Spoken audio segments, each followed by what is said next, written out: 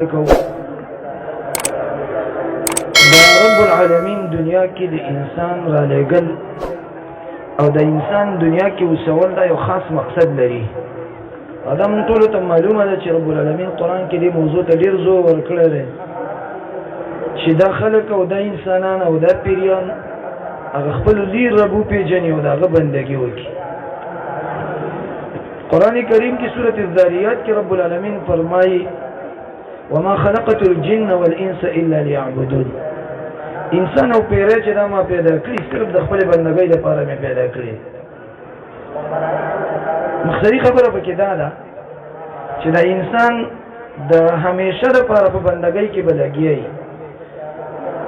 تر څو پورې چې په د مرګ نه راغلی او کله چې په انسان مرګ راغی دا انسان بیا د بندګۍ نه بن شي، دغه پیره بیا د بندګۍ نه بن شي. تر مرګ پورې به د الله بندگی کوي. واعبد ربك حتى يأتيك اليقين. اے نبی سورۃ حجر کې الله خپل نبی ته فرمایي واعبد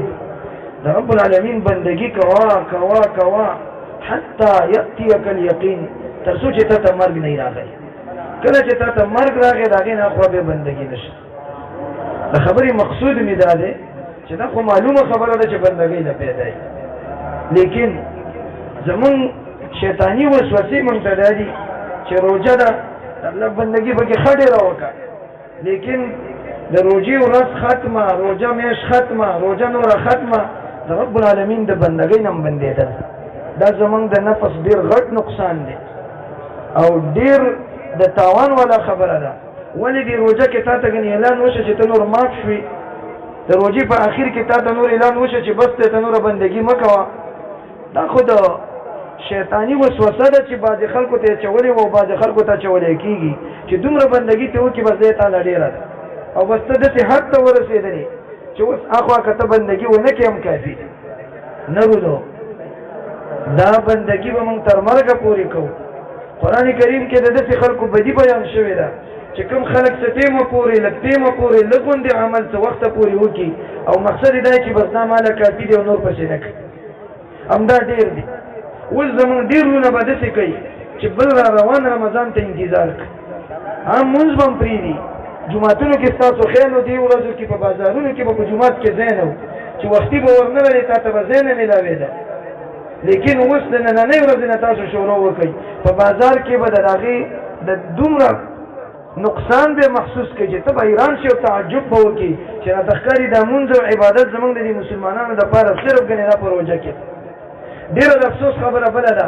چې فرض مونځ کال کې نه کوي خو د تراویح دپاره په جومات کې بیا ځای نه وي، خلک په هزار ځای کې ولاړ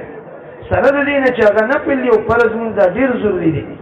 د ټولو عباداتو نه اهم عبادت پس د توحید نه او پس د رسالت د منلو نه د نبي علیه السلام هغه مونځ دی، لیکن دغه فرض مونځ مونږ ضایع کړی دی. دا مونږ ته شیطان وسوسه اچولې ده صرف په رمضان کې ریخ شو باقي 11 میاشتې مونږ ودرېږو. داسې نه ده پکار. ولې تا ته څه اعلان وشي چې ته نور خلاص شوې؟ نه نو دا بندګي به مونږ زیاتوو. تیاره مونږ په دې رمضان کې عادت شو په بازار کې مونږ چلي زده که چې هلکه دوکان خلک څنګه بندوي چې اذان وشي، چلي زده که دقسې دوکان بند کا، کار خلک څنګه پرېږدي داسې خلک پرېږدي. رمضان کې دې چل یاد کړو خیال دی بالکل کنټرول دې په ځان کولی شي. دا دې نه ویلې چې لکه ګاټ به خراب شي، دوکان به خراب شي. وایي نه روژه ده منزله زما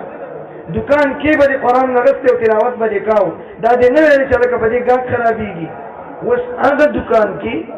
تاسو به وګورئ د قرآن کریم په ځای باندې به څپېړه او موبایل لغستلی شوی هغه به پاڼه اوړي. دا زموږ ډېره د افسوس خبره. په دې به رب العالمین نه خفه کېږي. افرأیت الذي تولى واعطى قلیلا واکدى. دغه آیاتونو کې رب العالمین د دې انسان بدی بیان کړی ده. وایي ته یو انسان ته نه ګورې چې مخې واړو